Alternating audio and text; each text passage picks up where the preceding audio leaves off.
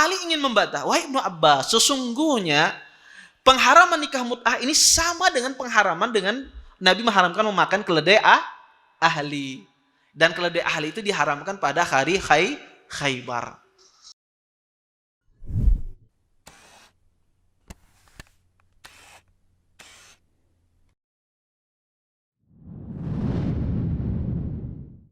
Assalamualaikum warahmatullahi wabarakatuh.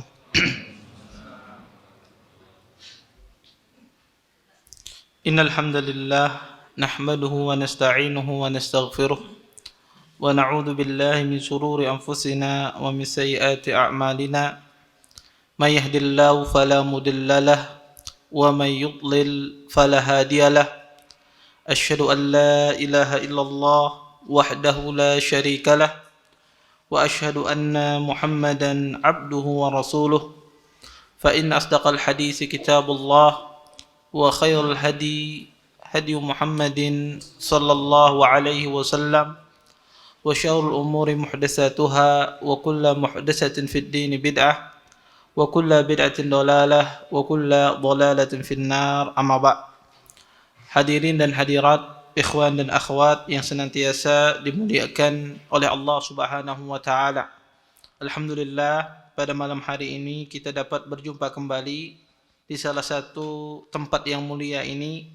Mudah-mudahan pertemuan kita ini mendatangkan berkah di sisi Allah Subhanahu wa taala dan kita dapat mengambil manfaat dari apa yang akan disampaikan nantinya.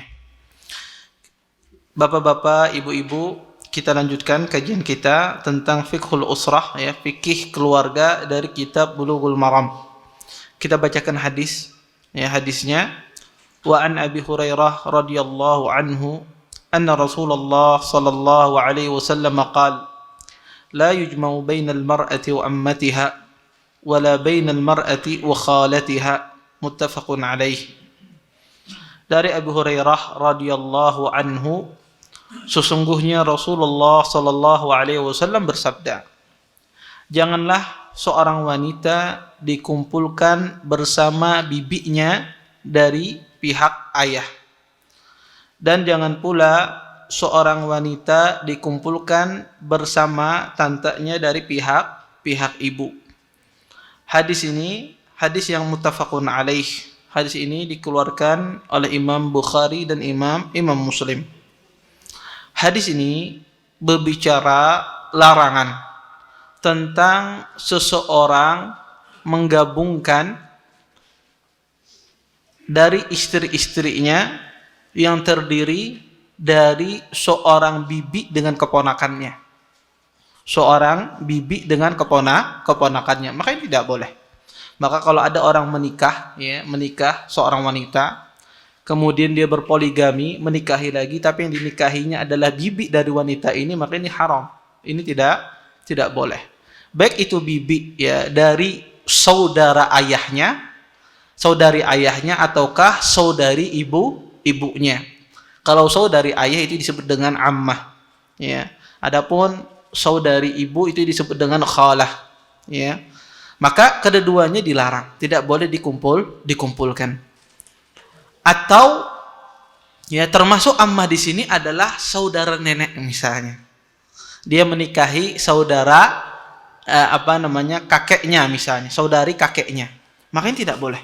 Ya, maka ini bagian dari ammah. Ya, maka tidak boleh dia menikahi saudari kakeknya atau saudari neneknya. Maka ini juga termasuk, ya. Maka segala sesuatu yang ke atas itu tetap haram. Ya, bibinya haram, maka ke atasnya juga haram. Ayahnya bibi, ibunya bibi, itu terus ke atas itu adalah haram. Maka tidak boleh digabungkan. Dan juga tidak boleh digabungkan antara seorang wanita dengan saudarinya langsung. Juga tidak boleh. Baik itu saudari kandung ataukah saudari seayah ataukah saudari seibu. Maka tidak boleh, ya, seorang menikahi dua wanita yang bersaudara. Maka jika ada, maka ini pernikahannya batil. Ya, maka pernikahannya batil. Maka kalau terjadi akad bersamaan kedua-duanya, maka kedua akadnya batil. Ya, tidak sah akadnya. Tetapi Kalau salah satunya terlambat, misal seseorang menikah, ya, kemudian berikutnya dia ingin menikah lagi, ternyata yang dia nikahi adalah bibinya, bibi wanitanya ini, bibi istrinya, maka pernikahan dengan bibinya itu adalah pernikahan yang batil, harus dibatalkan. Ya, pernikahan yang terakhir itu harus dibatalkan. Ya, maka tetap ya pernikahan yang pertama. Adapun yang kedua itu adalah pernikahan yang batil, tidak boleh dilaksanakan. Baik. Kita lanjutkan hadis berikutnya. An Utsman radhiyallahu anhu qala Rasulullah sallallahu alaihi wasallam la yankihul muhrim wa la yunkih. Rawahu Muslim. Wa fi riwayatin lahu la wa la yakhtub. Wa zad Ibnu Hibban wa la yukhtabu alaihi. Ya, dari Utsman radhiyallahu anhu beliau berkata, sesungguhnya sallallahu alaihi wasallam mengatakan, janganlah seorang muhrim itu menikah. Orang yang sedang ihram, janganlah dia melakukan akad nikah. Dan tidak boleh pula orang sedang berihram untuk menikahkan orang lain.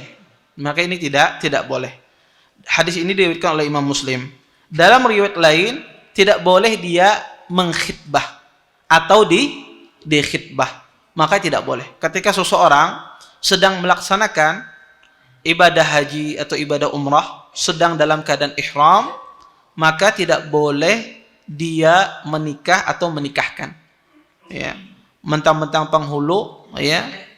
Kemudian lagi umrah, penghulu kalau pengen mengkawinkan ulun dari Makkah sana biar lebih afdal misalnya. Ya. Maka ini tidak boleh. Ya, orang ketika sedang dalam keadaan ihram, ya. Atau seseorang dia menikah ketika dia umrah, ya, biar sumpah setia di bawah Ka'bah. Ya, kita dalam keadaan berihram. Maka ini haram hukumnya. Ini haram hukumnya. Baik, kita akan menjelaskan hadis berikutnya ini karena 3 hadis ini saling bertentangan.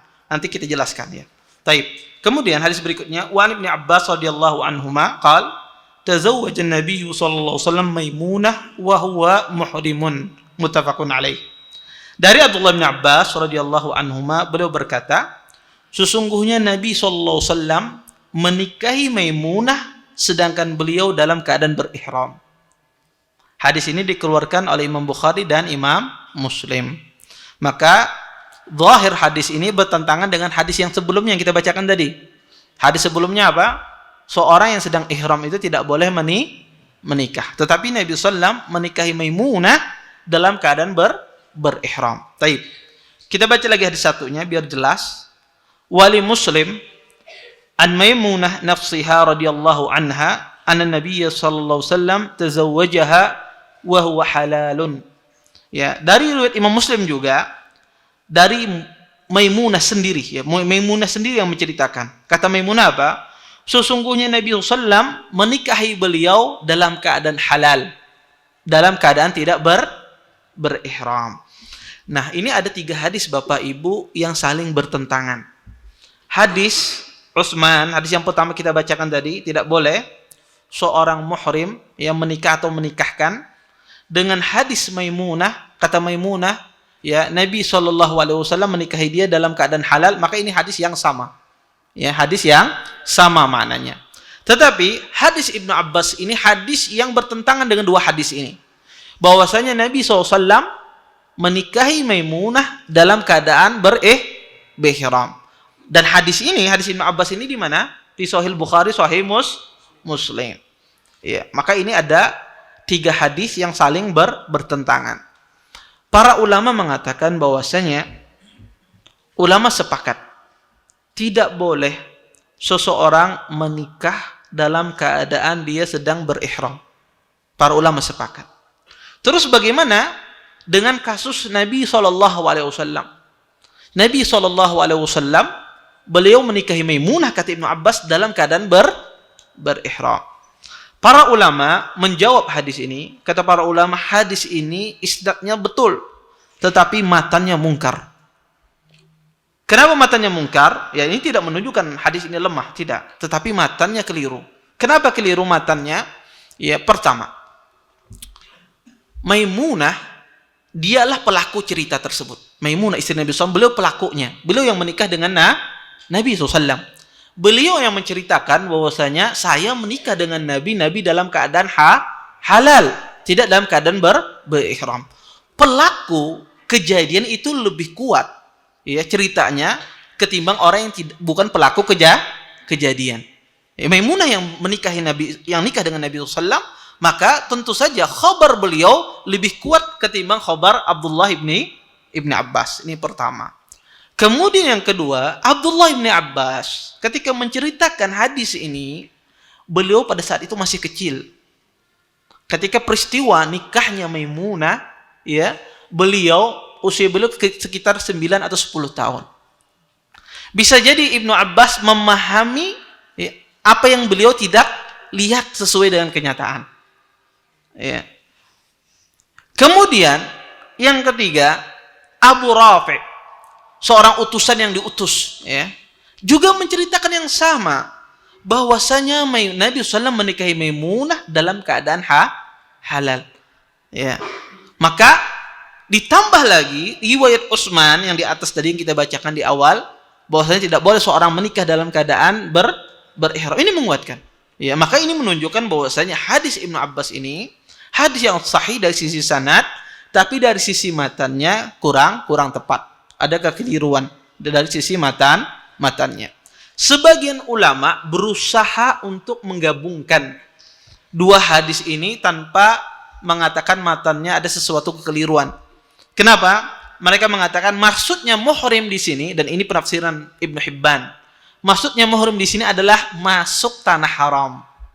Kata muhrim, ahrama yuhrimu muhrim, artinya dia memasuki tanah haram. Artinya Nabi SAW menikah dengan Maimunah di tanah haram, bukan dalam keadaan ihram. Tetapi ini adalah takwil yang sangat jauh, ya, pentakwilan yang sangat jauh, sehingga tidak yang tepat adalah sebagaimana yang saya jelaskan tadi. Di sini Abdullah bin Abbas beliau keliru menceritakan kisah ini, ya. Kenapa? Dan itu wajar karena masih kecil, apalagi beliau berbicara tentang masalah pernikahan.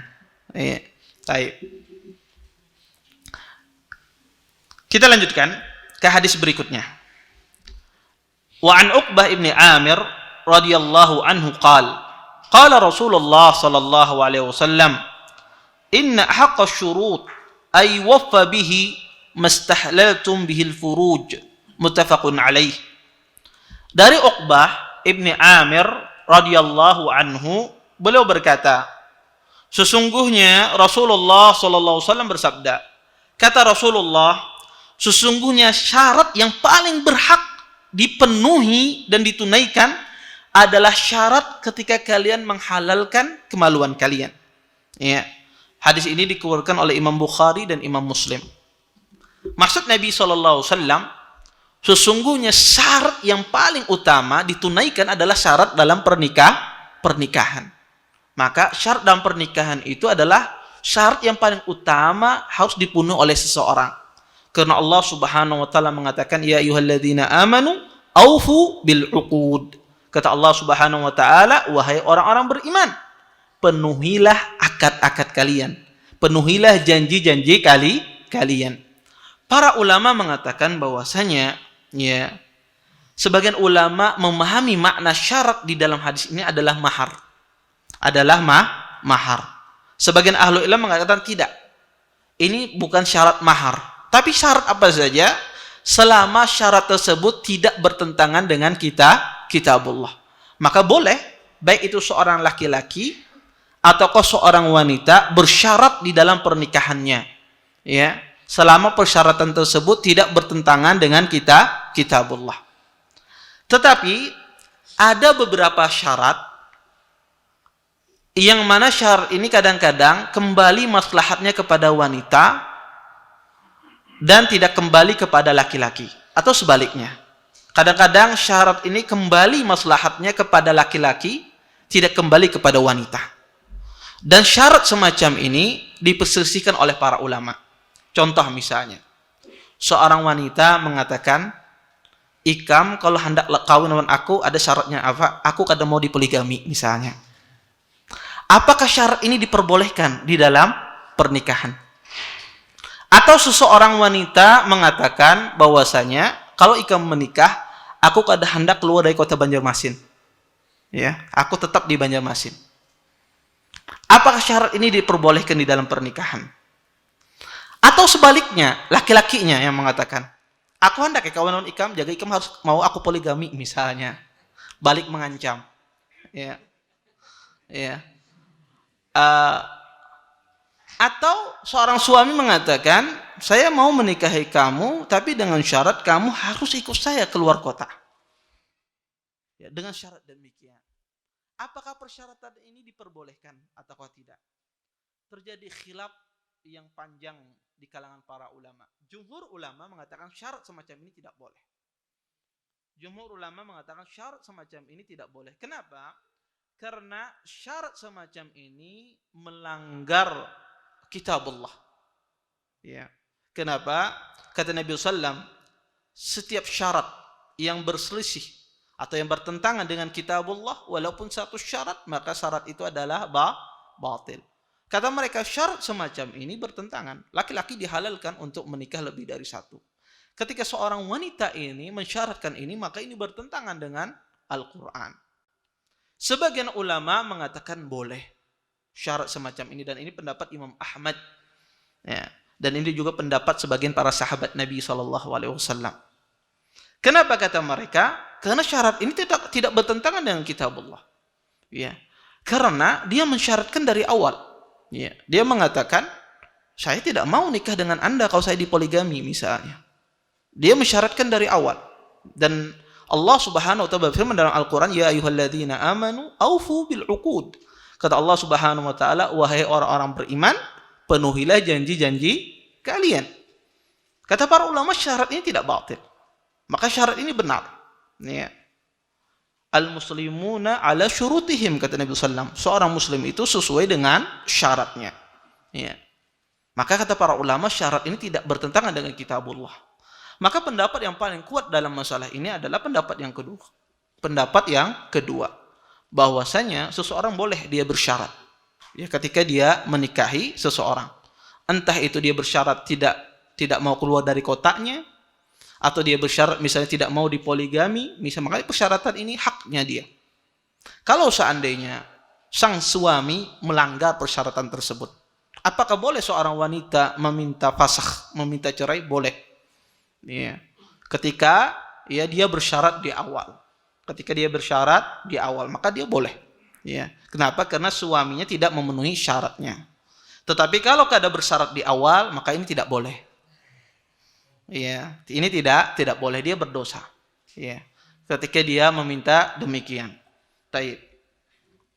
Ulun ini kadang mengajarilah, cuma menjelaskan secara hukum, secara hukum. Ini bapak-bapak yang punya anak sudah berpikir karena kita bersyarat ya. Ya, tapi kebetulan ini pembahasannya tentang pembahasan masalah syarat. Ya, taib. Dan ini sebetulnya khilaf ya. Jadi sebetulnya yang laki-laki bisa aja membantah ini Pak, masalah khilaf. Ulum mengambil pendapat yang pertama. Bisa aja laki-laki yang membantah. Ya. Ya, tinggal adu argumen dengan mertua nanti. Ya mertuanya juga tahu juga bantahannya ini dalilnya Izidin. Kita lanjutkan hadis berikutnya. Wa an Salamah ibn al-Aqwa radhiyallahu anhu qala rakhasa Rasulullah sallallahu alaihi wasallam ama Autas fil mut'ah 3 ayyam summa naha anha, rawahu Muslim. Dari Salamah ibn al-Aqwa radhiyallahu anhu, beliau berkata, sesungguhnya Rasulullah sallallahu alaihi wasallam memberikan rukhsah pada tahun Autas untuk melakukan nikah mut'ah selama 3 hari. Summa naha anha, kemudian setelah itu Nabi melarangnya. Hadis ini dikeluarkan oleh Imam Muslim. Hadis ini berbicara tentang masalah pernikahan mut'ah. Ya. Dulu nikah mut'ah itu diperbolehkan di dalam Islam. Diperbolehkan ketika dalam keadaan safar dan dalam keadaan darurat. Dulu diperbolehkan oleh Nabi SAW, di dalam syariat Islam diperbolehkan nikah mut'ah tersebut. Ketika seseorang dalam keadaan safar atau dalam keadaan darurat. Kemudian hukumnya dihapus atau dihapus ya. Akhirnya diharamkan. Dan pengharaman ini disebutkan dalam hadis ini pada tahun Autos. Tahun Autos itu adalah nama sebuah lembah ya di Hunain ya. Nama sebuah lembah di Hunain sana. Ya, Autos itu terjadi pada tahun ke-8 Hijriah. Terjadi pada tahun ke-8 Hijriah pada bulan Syawal. Terjadi pada tahun ke-8 Hijriah pada bulan Syawal. Maka di sini diharamkan nikah mut'ah. Taib. Kita lanjut karena ada 3 hadis di sini yang saling bertentangan. Dan ini kadang-kadang dalil sebagian kelompok di luar Islam, di dalam Islam berdalil dengan hadis ini tentang bolehnya nikah mut'ah. Nanti kita jelaskan hukumnya. Wa an Ali radhiyallahu anhu qala naha Rasulullah sallam anil mut'ah ama Khaybar muttafaqun alaih. Dari Ali radhiyallahu anhu, sesungguhnya Rasulullah sallallahu alaihi wasallam melarang nikah mut'ah pada tahun Khaybar. Muttafaqun alaih. Hadis ini dikeluarkan oleh Imam Bukhari dan Imam Muslim. Di dalam hadis ini, sahabat yang mulia Ali radhiyallahu anhu mengatakan bahwasanya nikah mut'ah itu dilarang oleh Nabi sallallahu alaihi wasallam pada tahun Khaybar. Tahun Khaybar terjadi pada tahun berapa? Ya, terjadi pada tahun 7 Hijriah. Sedangkan Aumul Autas tadi terjadi pada tahun keberapa? Ke-8 Hijriah. Terjadi perbedaan bukan? Ya, ini kita harus tahu ya. Kemudian wa anhu dari Ali sendiri, anna Rasulullah sallallahu naha an mut'atin nisa wa an akli al-humur al-ahliyah yauma Khaybar. Akhrajahu sab'ah illa Abu Dawud. Ya. Kemudian dari Ali sendiri, sesungguhnya Rasulullah sallallahu alaihi wasallam melarang nikah mut'ah dan melarang memakan keledai ya ahli keledai kota pada hari Khaybar ya. Hadis ini dikeluarkan ya Imam Ahmad, Abu Dawud ya, Tirmidzi, Nasa'i, Ibnu Majah dan yang lainnya kecuali Abu Dawud ya. Semuanya dikeluarkan oleh imam yang 7 kecuali Abu Dawud ya. Taib. Dari 3 hadis ini terjadi khilaf ya tentang masalah nikah mut'ah. Nikah mut'ah itu semacam apa? Nikah mut'ah itu ya seorang wanita dikasih mahar, kemudian ditentukan waktunya, ya berapa hari kemudian setelah itu dia ceraikan. Ya, ini nikah mut'ah. Maka nikah mut'ah ini di awal Islam diperbolehkan. Di awal Islam diperbolehkan karena semacam itu. Syariat Islam itu datang tidak sekaligus. Kadang-kadang ada asalnya Allah halalkan, kemudian setelah itu Allah haramkan. Seperti khamar. Khamar itu di awal dihalalkan, kemudian sedikit demi sedikit akhirnya diharamkan. Sama nikah mut'ah ini. Nikah mut'ah ini pada asalnya dihalalkan, kemudian diharamkan oleh Allah Subhanahu wa taala. Tetapi sebagian kelompok di dalam Islam mereka membolehkan nikah mut'ah ini. Dan ini dinisbatkan kepada sebagian sahabat, di antara sahabat Abdullah bin Abbas. Ya. Sebetulnya penisbatan kepada sahabat Abdullah bin Abbas ini tidak benar karena beliau sudah rujuk dari pendapat beliau tentang pembolehan nikah mut'ah. Ya. Sebagian orang mengatakan bahwasanya nikah mut'ah itu boleh. Ya. Kenapa? Karena hadis yang menjelaskan pengharaman nikah mut'ah tidak jelas. Hadisnya hadis yang goncang kata mereka. Kenapa dikatakan hadis goncang? Kenapa? Kadang dikatakan diharamkan nikah mut'ah itu pada tahun Amul Autas, pada tahun ke-8 Hijriah. Kadang dikatakan nikah mut'ah itu diharamkan pada hari Khaybar, pada tahun 7 Hijriah. Kadang dikatakan nikah mut'ah itu diharamkan pada penaklukan kota Mekah. Kata mereka mana ini yang benar? Ya, berarti ini tidak benar. Ini menunjukkan bahwasanya hadis ini tidak benar tentang pengharaman nikah mut'ah. Akhirnya sebagian mereka mengatakan bahwasanya nikah mut'ah itu boleh. Ya. Kemudian mereka juga berdalil dengan ayat Al-Quran. Kata Allah, "Famastamta'tum bi minhunna fa'atuhunna ujurahun." Kata Allah Subhanahu wa taala, wanita yang kalian nikmati dia, ya, istimta dengan wanita tersebut, maka hendaklah kalian kasih upah ujurahunna. Kata mereka ini dalil yang sangat jelas dari Al-Qur'anul Karim yang membolehkan nikah mut'ah. Ya. Maka sebetulnya pendalilan semacam ini tidak benar. Kenapa? Pertama, yang dimaksudkan di dalam ayat tersebut adalah masalah berbicara tentang mahar. Ya, orang kalau mau menikah, kata Allah Subhanahu wa taala, hendaklah dia mengasih mahar. Ya, kata ujurahunna itu adalah mahar. Maka itu ada kewajiban yang Allah wajibkan kepada pria ketika dia ingin menikmati istrinya, ketika dia ingin menikah, maka dia harus mengasih mahar, bukan nikah mut'ah. Ini penafsiran dari penafsiran para ulama. Adapun riwayat-riwayat yang berbeda tentang masalah, ya, nikah mut'ah ini, ya, sebetulnya riwayatnya tidak berbeda.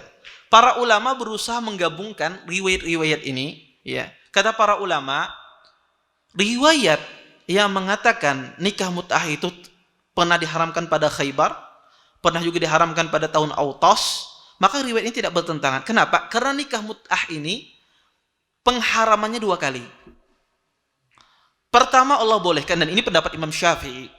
Pendapat Imam Syafi'i, saya tidak menemukan, kata Imam Syafi'i, di dalam syariat ini yang diharamkan 2 kali kecuali nikah mut'ah, kata Imam Syafi'i. Ya, pertama Allah haramkan nikah mut'ah. Pertama Allah bolehkan.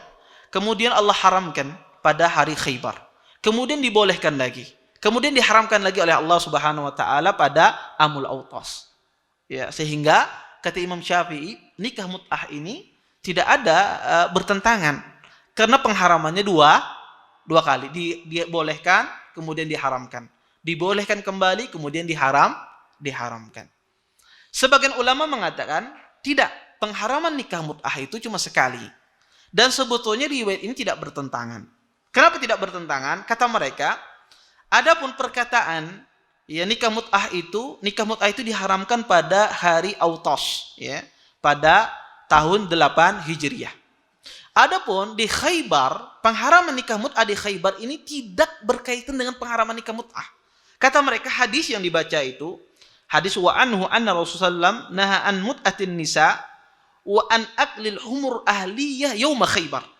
Sesungguhnya Nabi SAW melarang mut'ah, ya, nikah mut'ah, dan melarang memakan, ya, keledai ahli, ya, pada hari Khaybar. Maka yang maksudnya pelarangan di sini berkaitan dengan pelarangan memakan daging keledai. Bukan pelarangan tentang masalah perkawinan. Di sini kata para ulama, di sini Ali bin Abi Thalib ingin membantah sahabat yang mulia Abdullah bin Abbas karena tidak sampai kepada beliau pengharaman tentang nikah mut'ah. Tidak sampai kepada beliau pengharaman nikah mut'ah. Dan Ibnu Abbas meyakini tentang bahwasanya keledai ahli itu adalah keledai yang diharamkan. Beliau meyakini. Ali ingin membantah, wahai Ibnu Abbas, sesungguhnya pengharaman nikah mut'ah ini sama dengan pengharaman dengan Nabi mengharamkan memakan keledai ahli. Dan keledai ahli itu diharamkan pada hari Khaybar. Sehingga kata Yaum Khaybar ini berkaitan dengan apa? Dengan pengharaman keledai, bukan pengharaman nikah mut'ah semacam itu. Maka itulah jawabannya oleh para ulama. Taib. Oleh karena itu para ulama sepakat, ya, nikah mut'ah ini adalah nikah yang diharamkan. Kemudian juga di hadis ini dijelaskan tentang masalah keledai ahli, ya. Keledai itu ada 2. Ya, ada keledai ahli istilahnya, ya. Ada juga keledai yang himar mutawahhish. Himar yang tidak jinak. Himar yang tidak jinak itu seperti apa? Nah, ya. Himar yang dimasukkan himar yang tidak jinak itu adalah disebut oleh para ulama, sebagian ulama adalah himarul mukhattat atau himarul wahsy, ya, atau himarul wahsy, himar yang buas, ya, disebut oleh sebagian para ulama adalah dengan istilah himarul mukhattat. Himarul mukhattat itu kalau bahasa kita sekarang ini istilahnya zebra. Tahu pian zebra yang loreng-loreng? Nah, itu yang disebut dengan himaru wahsy. Ya, istilahnya himaru wahsy. Ya, maka itu halal dimakan. Ya, zebra itu halal dimakan. Dan himar wahsy itu juga ada jenisnya, tetapi sudah punah. Ya, dulu di bangsa Arab dan tidak ada di Indonesia, di bangsa Arab pun juga sudah punah. Ya, himar wahsy ini adalah himar yang buas. Dia ada dulu pada masa dulu, sekarang sudah tidak ada lagi, punah. Ya, yang ada adalah jenis himar wahsy yang bentuknya zebra. Adapun keledai-keledai yang ada di sini, yang antum lihat itu haram untuk dimakan. Ya, keledai-keledai ada enggak, karena yang dikatakan wahsy, buas atau bukan berkaitan dengan sifatnya, bukan. Ya, tetapi jenis dari keledai tersebut. Maka keledai-keledai yang ada itu haram dimakan, tidak boleh dimakan. Adapun keledai yang diperbolehkan dimakan itu sisanya adalah zebra saja. Adapun himar wahsy, himar yang buas itu salah satu jenis keledai, ada pada masa dulu dan sekarang sudah apa? Sudah punah. Ya, sudah punah. Taib. Kita lanjutkan. Wa an Rabi' ibni Saburah an abihi radhiyallahu anhu anna Rasulullah sallallahu alaihi wasallam qala, dari Rabi' ibni Saburah, dari bapaknya radhiyallahu anhu, sesungguhnya Nabi sallallahu bersabda, inni kuntu adintu lakum fil istimta'i minan nisa. Kata Nabi sallallahu, sesungguhnya dulu aku pernah memberikan izin kepada kalian untuk melakukan nikah mut'ah kepada wanita-wanita. Wa innallaha qad harrama dzalika ila yaumil qiyamah. Dan sesungguhnya Allah Subhanahu wa taala telah mengharamkan demikian tersebut sampai hari kiamat. Faman kana 'indahu minhunna syai' falyukhalli sabilaha wa la ta'khudhu mimma ataitumuhunna syai'a. Kata Nabi SAW, barang siapa yang ada padanya ya, wanita-wanita tersebut, fayukhalli sabilaha, maka hendaklah dia melepaskannya. Wala ta'khudhu mimma ataitumuhunna syai'a, dan janganlah kalian mengambil dari apa-apa yang kalian kasihkan kepada wanita-wanita tersebut. Hadis ini dikeluarkan oleh Imam Muslim, ya, dan dikeluarkan oleh Abu Daud, Nasai, Ibnu Majah, Ahmad, dan Ibnu Hibban. Dan hadis ini juga sama, ya, pengharaman nikah mut'ah sampai hari kiamat. Hadis ini sangat tegas sekali bahwasanya nikah mut'ah itu diharamkan sampai hari kiamat. Tidak ada lagi pembolehan tentang nikah mut'ah. Taib. Kemudian kita lanjutkan ke hadis berikutnya. Wa an Ibnu Mas'udin radhiyallahu anhu qala, la'ana Rasulullah sallallahu alaihi wasallam al-muhallil wal muhallal lahu. Rawahu Ahmad wan Nasa'i wa Tirmidzi wa sahhahahu. Wa fil bab an Ali akhrajahu al-arba'ah illa an-Nasa'i.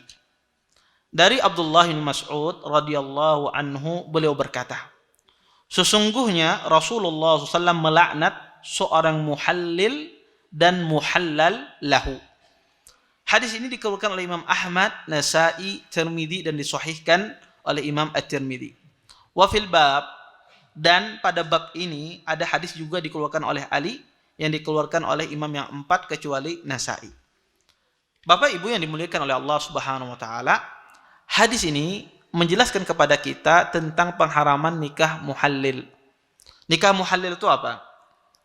Seorang wanita yang ditalak, ya, yang ditalak oleh suaminya 3 kali. Ya, jadi wanita itu ditalak sekali, suami boleh rujuk.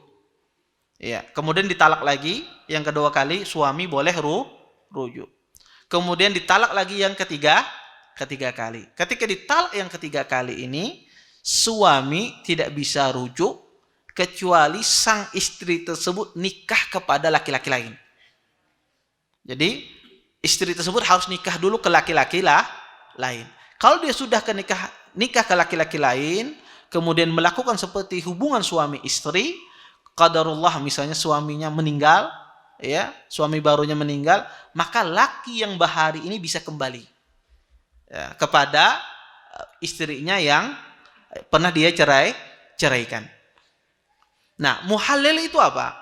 Muhallil itu adalah dia ingin menghalalkan ketika suaminya tidak bisa kembali karena ditalak 3, dia ingin menghalalkan istrinya dengan cara apa? Dengan pura-pura menjadi suaminya. Nikah beneran, ya, jadi suaminya, ikam nikahi biniku, jangan ikam sentuhlah, awas, aku misalnya macam itu. awas ikam macam itu. Ya. Kemudian ya, oke, dikasih uang ya laki-laki tersebut. Akhirnya dia akad sama penghulu semisalnya. Kemudian setelah dia akad, nikah macam diceraikan. Diceraikan. Setelah diceraikan, berarti kan suami yang dulu bisa kembali ketika selesai masa iddahnya. Inilah yang disebut dengan muhallil. Menghalalkan. Ya. Yang menghalalkan itu dilaknat oleh Allah Subhanahu wa taala, dan yang meminta itu juga suami juga dilaknat oleh Allah Subhanahu wa taala. Ya, kenapa? Karena ini haram. Pernikahan ini batil. Ya. Maka dia dengan cara demikian ini tidak boleh. Ya, dan ini diharamkan di dalam syariat Islam. Maka kalau ada pernikahan semacam ini adalah pernikahan yang batil. Pernikahan yang batil dan diharamkan oleh Nabi Shallallahu alaihi wasallam. Dan ini banyak Bapak Ibu. Ya, kasus terjadi ini banyak. Orang ya, karena kadang-kadang banyak para suami itu kadang-kadang tidak berpikir jernih lagi ketika terjadi permasalahan dalam rumah tangga, langsung mengikuti kata hati, ya, keemosian, ya, tidak berpikir jernih lagi, ya, sehingga kadang-kadang sebagian laki-laki ini tidak ada bedanya dengan wanita, ya. Wanita kalau apa-apa dia pakai hati, pakai perasaan. Sebagian laki-laki juga demikian, apa-apa pakai perasaan, ya. Bapenda silon sidin sedikit-sedikit penyinggungan, ya. Ngalih bana bapenda silon sidin nenek. Laki-laki itu, ya, rujulah sifat laki-laki itu tidak demikian. Kalau kita memiliki sifat mudah penyinggung harus diubah. Itu akhlak yang tidak bagus. Ya. Laki-laki itu dia berpikir dengan akal sehatnya.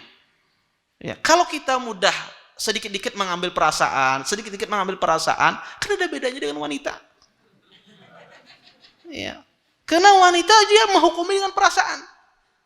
Makanya ya, wanita kalau bermasak ini pakai perasaan. Kalau laki-laki kalau bermasaknya pakai ilmu, pakai teori. Makanya masakan laki-laki biasanya lebih nyaman. Chef laki-laki itu lebih enak. Iya. Kenapa dia pakai ilmu ya? Dia pakai. Kalau wanita enggak, dia pakai perasaan, garamnya sekian. Ya. Ini bukan memuji laki-laki, enggak. Iya, tapi saya ingin menjelaskan bahwa laki-laki itu ya tidak memakai perasaan, ya. Dan perasaan itu miliknya wanita. Ya. Maka jangan kadang-kadang sedikit bermasalah ya langsung tidak berpikir secara matang. Ya langsung asal cerai-cerai. Ya. Langsung diputuskan ini semacam ini. Maka ini tidak benar, ya, tidak benar. Ya, maka jangan sampai kasus muhalal ini tidaklah datang akibat apa? Kecerobohan para pria. Dia menyesal akhirnya terus dia melakukan dengan cara semacam ini. Ya. Kadang-kadang sebagian pria setelah mentalak bininya minum mantap, seminggu menangisnya. Ya. Kenapa? Karena dia ceroboh. Ya. Karena dia menghukumi dengan perasaannya, tidak memakai dengan akalnya. Baik. Kita lanjutkan hadis berikutnya. Wa an Abi Hurairah radhiyallahu anhu qala Rasulullah sallallahu alaihi wasallam la yankihu az-zani al-majlud illa mathlahu. Rawahu Ahmad wa Abu Dawud wa rijalu thiqat. Dari Abu Hurairah radhiyallahu anhu, beliau berkata, sesungguhnya Rasulullah sallallahu alaihi wasallam bersabda, tidaklah menikahi seorang laki-laki penzina yang kena hukuman kecuali semisalnya. Hadis ini dikeluarkan oleh Imam Ahmad, Abu Daud, wa rijalu thiqat. Dan rijalnya, rawi-rawi yang meriwayatkan hadis ini adalah rawi-rawi yang terpercaya.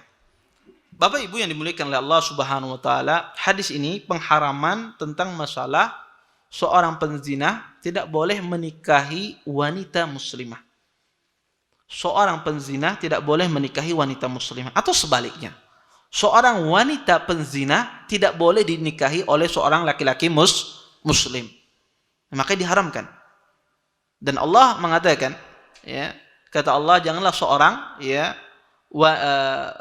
laki-laki yang berzina ya menikahi laki-laki, ya, janganlah seorang laki-laki menikahi wanita penzina, ya, atau wanita musyrikah, ya.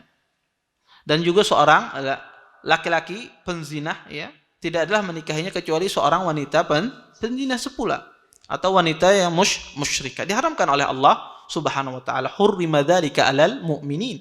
Sesungguhnya diharamkan kepada orang-orang beriman.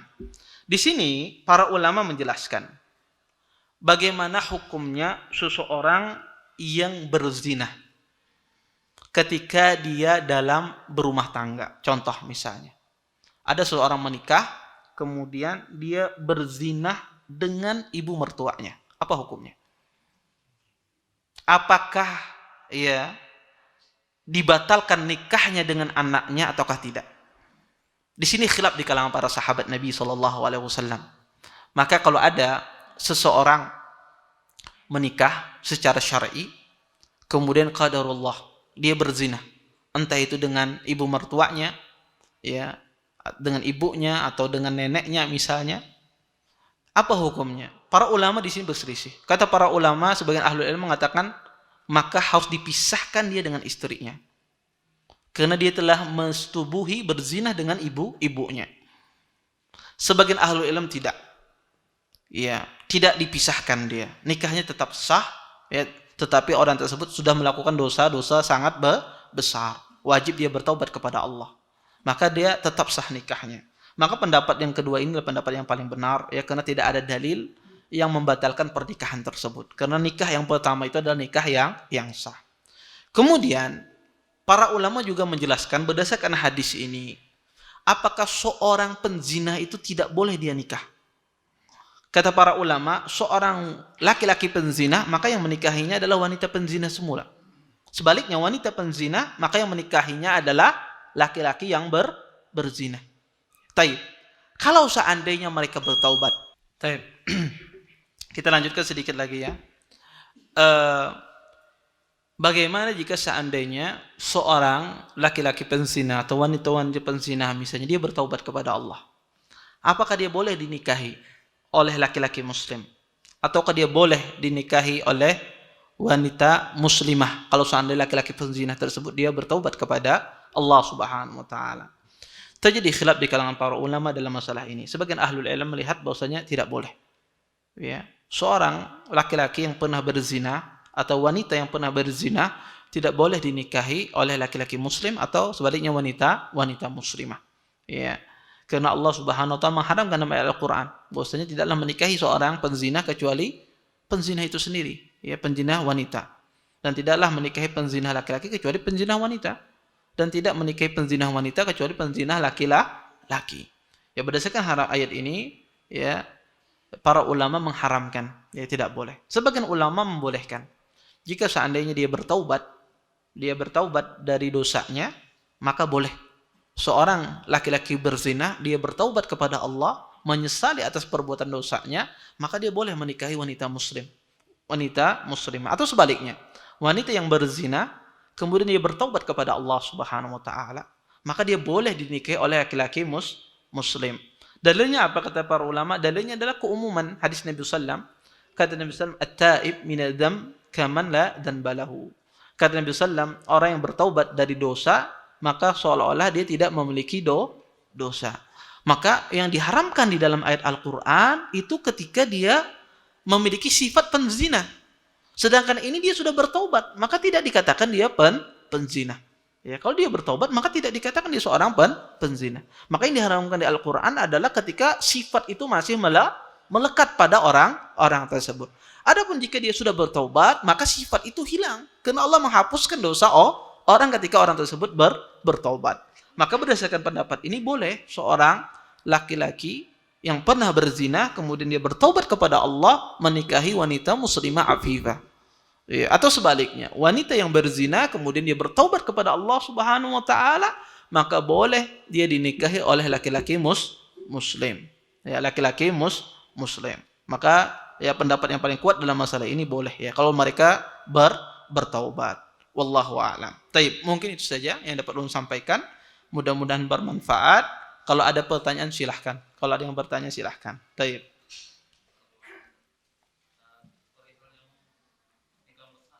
Ya.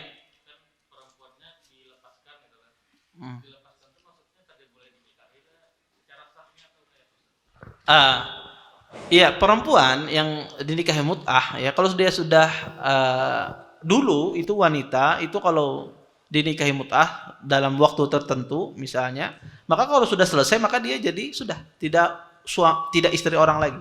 Tidak istri orang lagi. Maka ketika turun pengharaman ini, maka yang ada pada saat nikah mut'ah langsung harus dilepaskan. Iya, dalam kontrak harus diselesaikan, ya. Tidak boleh tunggu dulu 3 hari lagi, enggak. Ya, harus diselesaikan. Iya, semacam itu. Ya, Allahu a'lam. Baik. Masya Allah, ini kada tahu curhat apa pertanyaan. Baik. Semoga Allah menjaga antum, guru dan keluarga. Ustadz, ana ingin bertanya mengenai perwalian dalam pernikahan. Insya Allah dalam waktu dekat ana akan dinikahi oleh seorang ikhwan salaf. Di sisi lain ana bingung mengenai hukum perwaliannya. Jadi orang tua saya bercerai. Kemudian ketika usia saya 10 tahun, saya terputus komunikasi dengan ayah. Sebab waktu itu saya pindah ke Kalimantan dan ayah pindah ke Palembang. Dan tidak sempat saling tukar kontak. Keluarga saya menyarankan untuk memakai wali hakim saja, sebab kami pun tidak tahu di mana saudara-saudara dari ayah saya. Karena dulu ibu saya dinikahi oleh ayah saya dengan jalan perjodohan dan cenderung tergesa-gesa. Sehingga hingga sekarang pun ibu saya tidak tahu siapa dan di mana saudara dan keluarga dari ayah. Tidak jelas nasabnya. Saya pribadi tidak setuju dengan saran dari keluarga sebab mau bagaimanapun ayah saya masih hidup. Namun, ana dan keluarga tidak tahu beliau tinggal di mana. Kami hanya tahu daerahnya saja, dan itu pun sangat jauh di Palembang sana.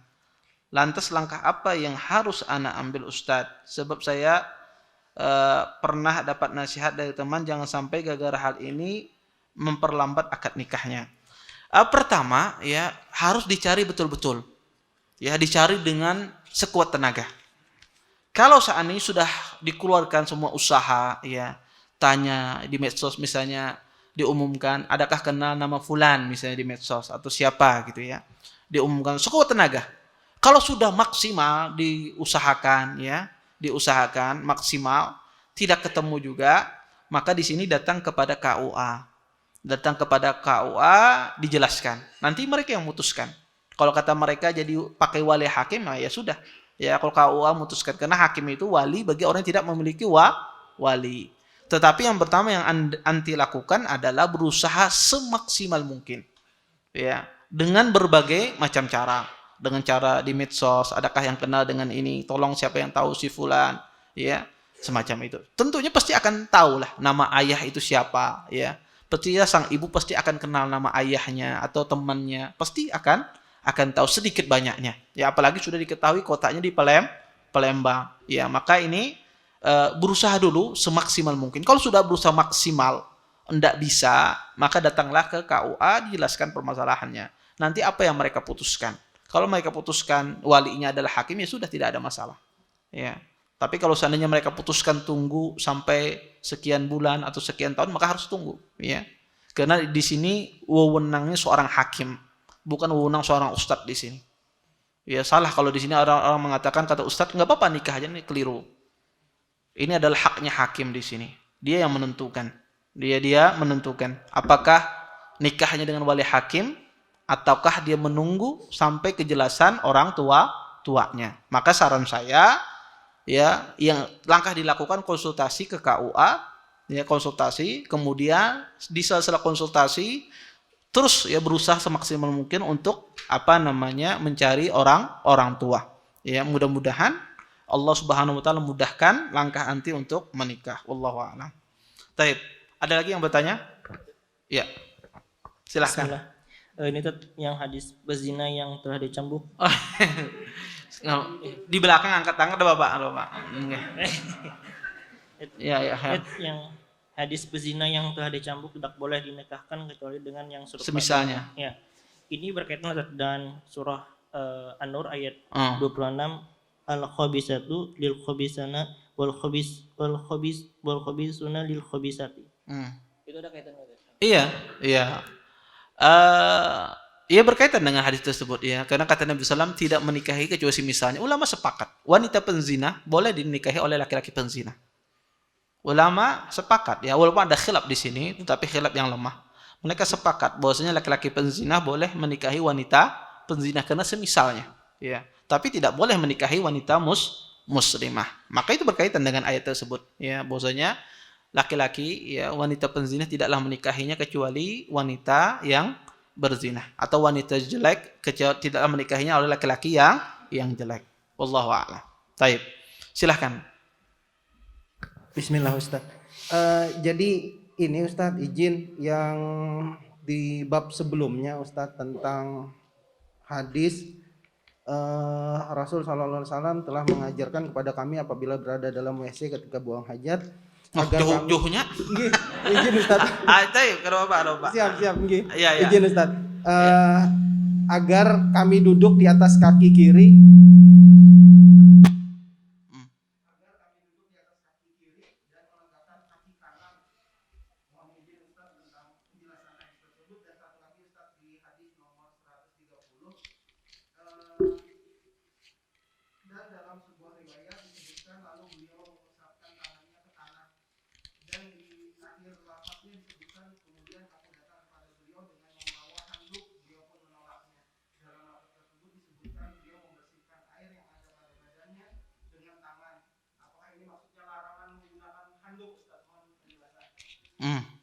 Iya.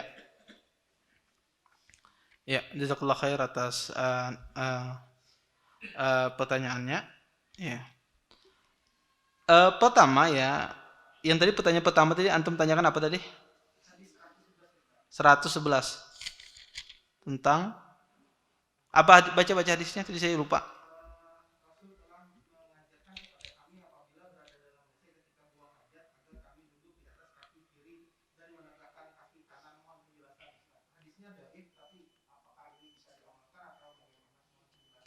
Iya. Ya, hadis-hadis, ya. Secara umum hadis-hadis yang berbicara tentang kaifiyah, tata cara buang hajat itu semua hadisnya lemah, ya. Semua hadisnya lemah. Kalau hadis lemah itu ya tidak bisa diamalkan, walaupun dia berkaitan dengan fadail a'mal. Maka tidak diamalkan. Tidak bisa diamalkan, ya. Apalagi berkaitan dengan hukum syariat. Ya, semacam ini adalah berkaitan dengan hukum syariat, tata cara buang hajat. Maka ya tidak bisa diamalkan. Terus gimana secara buang hajat? Maka terserah antum gimana aja caranya. Ya. Mana yang lebih baik, ya. Terserah. Enggak ada cara tertentu, ya. Maka ya tidak ada dalam Islam itu penentuan cara-cara tertentu. Yang ada adalah seseorang ketika dia masuk WC, ya mendahulukan kaki kiri, ya berdoa sebelum dia masuk WC, kemudian hendaknya dia tidak menghadap kiblat dan semisalnya. Maka ini saja. Adapun kaifiyah tata caranya, hendak berdungkung, hendak berduduk, terserah hendak berdiri, maka tidak ada larangan dalam masalah ini. Maka semua hadis-hadis yang berbicara tentang kaifiyah tertentu tentang buang hajat itu semuanya rata-rata hadisnya lemah. Contoh seperti hadis yang disebutkan tadi. Kemudian juga hadis tentang misalnya pelarangan buat kencing ketika berdiri, hadis Umar, ya la tabul qa'iman. Kata Nabi SAW, ya Umar la tabul qa'iman, wahai Umar janganlah engkau kencing berdiri. Maka ini juga hadisnya hadis lemah. Karena pada asalnya tata buang hajat itu bebas, ya, silahkan, ya, seseorang mana yang lebih mudah baginya. Kemudian yang kedua adalah tadi masalah tidak mau pakai anduk gitu, ya, dikasih. Sebetulnya tidak, ya, bukan di situ bisa diistinbat. Tidak dimakruhkan memakai anduk, tidak, ya. Tetapi Nabi SAW beliau tidak ingin mengeringkan dengan anduk, ya, tidak ingin mengeringkan dengan anduk karena Maimunah, ya, kalau nggak salah itu berbicara tentang mandi junub, ya, tentang masa mandi junub, ya. Nabi SAW Maimunah mendatangkan anduk, ya, tapi Nabi tidak memakai, ya, mindil, ya, mendatangkan dengan tisu, ya, semacam itu. Tapi Nabi SAW tidak mau, ya. Nabi SAW mengeringkan badannya, walaupun sebagian ulama beristinbat, kata mereka, ya, afdalnya dikeringkan, ya, seseorang itu dikeringkan, ya, kering sendiri tanpa dia memakai pengering semacam anduk dan semisalnya. Tetapi pendapat yang rajih dalam masalah ini adalah di sini tidak menunjukkan tentang sunnahnya tidak memakai anduk atau memakai anduk, ya. Tetapi Nabi SAW beliau tidak mau saja menggunakan, ya, tidak mau menggunakan karena ada sebab-sebab tertentu. Oleh karenanya, ya tidak mengapa kalau seorang mandi kemudian pakai anduk ya. Ya kalau mendingin kalau kada pakai anduk mungkin bisa mungkin istri mungkin ribut nanti di rumah ya, basah-basah abah ini apa pulang ya, semacam itu. Taib, silahkan ada.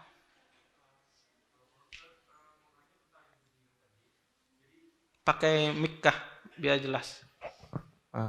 Barakallahu Ustaz, jadi mau nanya tentang berzinah tadi. Misal seseorang itu kita tidak mengetahui dia terlihat dari casing, kita bilang casing, dia baik, soleh, sering ke masjid dan lain-lain. Ternyata dia seorang perzina, kita tidak mengetahuinya.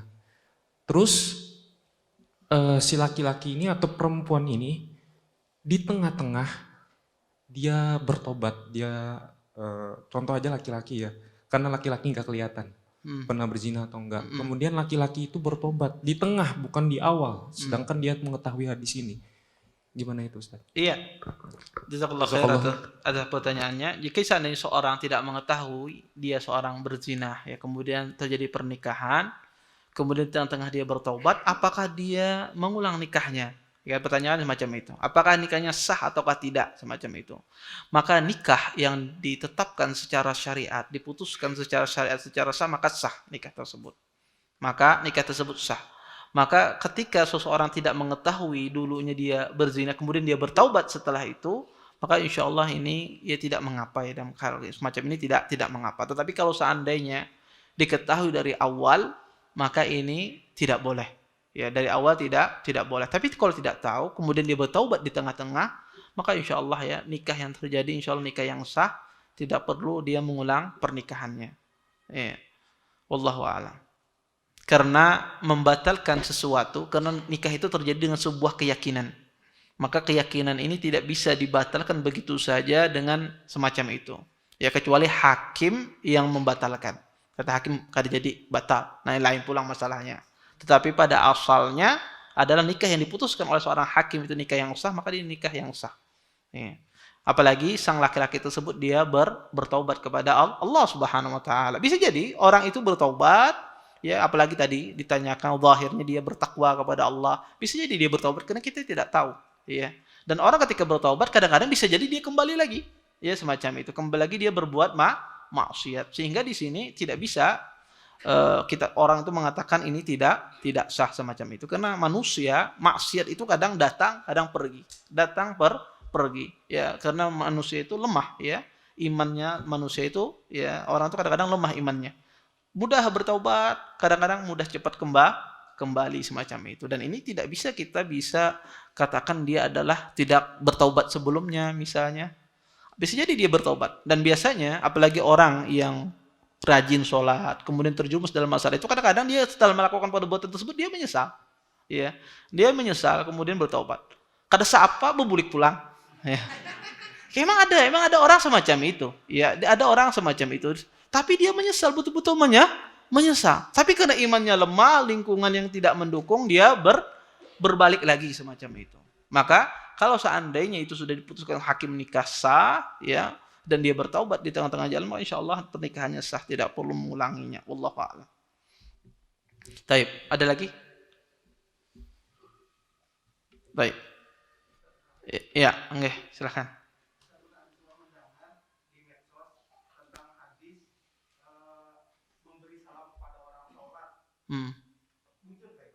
Boleh, ya, hadisnya sahih. Memberikan salam kepada orang salat sahih hadisnya. Maka jawabnya dengan isyarat. Ya, boleh seseorang menjawabnya dengan isyarat. Ya, para ulama di sini boleh tidak seseorang memberikan salam kepada orang yang salat. Walaupun afdalnya tidak ya. Tapi kalau ada orang memberikan salam ketika seorang salat, boleh kita jawab dengan isyarat. Ya, dengan kita memberikan isyarat ya. Dan itu hadisnya adalah hadis yang sahih. Wallahu a'lam. Baik, saya kira cukup ya. Kita tutup dan doa kafaratul majlis. Subhanakallahumma bihamdika asyhadu an la ilaha illa anta astaghfiruka wa atubu ilaik. Assalamualaikum warahmatullahi wabarakatuh. Terima kasih. Jazakumullah khairan wa barakallahu fikum. Video ini dibuat atas partisipasi dari donasi Anda. Semoga menjadi amal jariah bagi Anda semuanya.